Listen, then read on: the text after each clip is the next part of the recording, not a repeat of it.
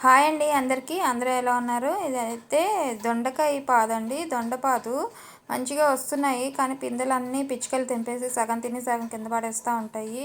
వాటికి ఏం నచ్చితే అలా చేస్తూ ఉంటాయి.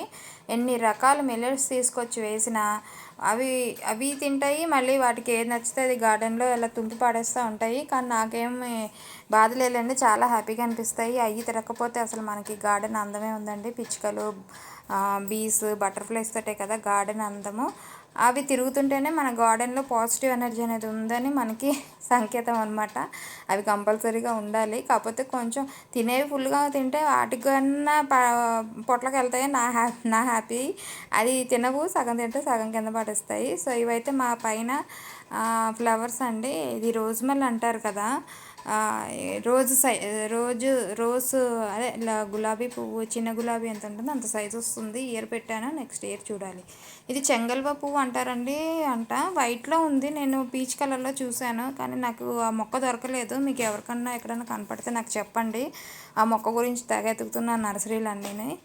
ఇంకా శ్రావణ మాసం మొదటి రోజు శుక్రవారం వచ్చింది కదా, ఇంకా అన్నీ దేవతామూర్తులు విగ్రహాలకు శుభ్రంగా కడుక్కొని, అన్నపూర్ణేశ్వరి అమ్మవారు కదండి, ఆ బియ్యము పాత బియ్యం మార్చేసి మళ్ళీ కొత్త బియ్యం వేసి అమ్మవారిని అలాగూ ప్రతిష్ఠించి పసుపు కుంకుమ పెట్టి దీపం పెట్టి దండం పెట్టుకుంటాను.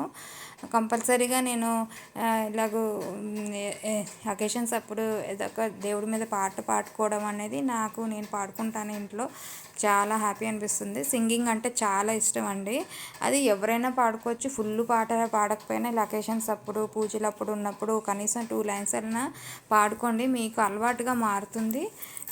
మీ అలవాటు మారిందంటే మీరు రెగ్యులర్గా ఇంకా సింగింగ్ కూడా చేస్తారు. మీ గొంతు కూడా సరిగా అవుతుంది.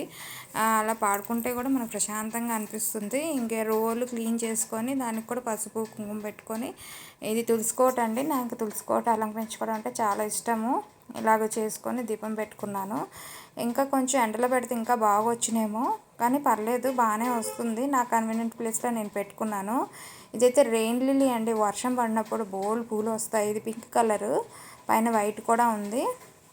చాలా బాగా వస్తాయి. ఇంకా ఫ్రైడే కాబట్టి, అది శ్రావణ మాసం కాబట్టి మామూలుగా అయితే 6:30కి లేస్తాను. ఇంకా ఫ్రైడే కాబట్టి 5:30కి లేగాలని అనుకుంటున్నాను, కానీ కుదురుతలేదు. పైగా వర్షాకాలంకి అసలు తొందరగా లేగబుద్ధి కావట్లేదు. ఇంకా ట్రై చేయాలి. ఇంకా ముందు అన్నీ పండగలే కాబట్టి ఇంకా మార్నింగే లెగడానికి ట్రై చేయాలి. ఇది దేవుడి రూమ్లో అండి. శుభ్రంగా క్లాత్ వేసుకుంటా నేను. నాకు కలర్ఫుల్గా క్లాత్ వేసుకొని అమ్మవారిని, దేవతామూర్తులు అందరినీ కడుక్కొని పెట్టుకొని పసుపు కుంకుమ పెట్టుకొని పూలు అవి పెట్టుకుంటే కలకలగా ఉంటుంది కదా దేవుడి రూమ్ అంతా. ఇంకా అందుకని అలా చేసుకుంటాను. నాకు ఇంకా అలా పెట్టుకొని అకేషన్ ఉంటుంది, అదే పూజ కాబట్టి దేవుడి మీద 2 లైన్లు పాట పాడుకొని లక్ష్మీదేవి మీద పాడుకుంటానండి. నాకు పాటలు పాడుకోవడం చాలా ఇష్టము. సో 2 లైన్స్ పాడుకుంటాను. నా దగ్గర లక్ష్మీదేవి అమ్మవారిని దసరా టైంలో ఎప్పుడో కొంచెం పెద్ద విగ్రహం కొన్నాను. అది కొనకూడదని అన్నారు, కానీ నాకు ఎందుకు అది బాగా నచ్చి కలర్ కాంబినేషన్ తీసుకొచ్చి పెట్టుకున్నాను. ఇలా షోకేస్లో పెట్టుకున్నాను. దీపం పెడతా ఉంటాను. క్షీరాబ్ది కన్యకకు శ్రీ మహాలక్ష్మికి నీరజాలయమునకు నీరాజనం నీరాజనం నీరాజనం. ఇలా చక్కగా పాటలు పాడుకుంటానండి. నాకు చాలా అంటే చాలా ఇష్టము.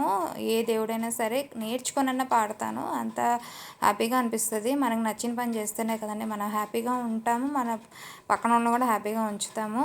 సో మీకు ఎలా నచ్చిందో నాకు కామెంట్ చేయండి. కంపల్సరీగా నచ్చితే లైక్ ఇవ్వండి. ఇంకో 10 మందికి నా వీడియో వెళ్తుంది. ఇంకా మంచి మంచి కంటెంట్స్ చేయడానికి నేను ట్రై చేస్తాను. ఇదైతే బాటిల్ నేను రెడీ చేసి కొరలు ఇలా ఫుడ్ ఫీడర్ రెడీ చేసుకున్నాను అండి. కింద బాటిల్స్కి హోల్స్ పెట్టేస్తే కొరలు వేస్తే ఆ ప్లేట్లో పడతాయి. ఏ మిల్లెట్స్ వేసినా ఇలా పడతాయి. బర్డ్స్ వచ్చి తిని వెళ్తాయి అన్నమాట. సో ఇదండి ఇవాళ వీడియో. మీకు నచ్చితే లైక్ చేయండి, షేర్ చేయండి, సబ్స్క్రైబ్ చేయండి. Thank you.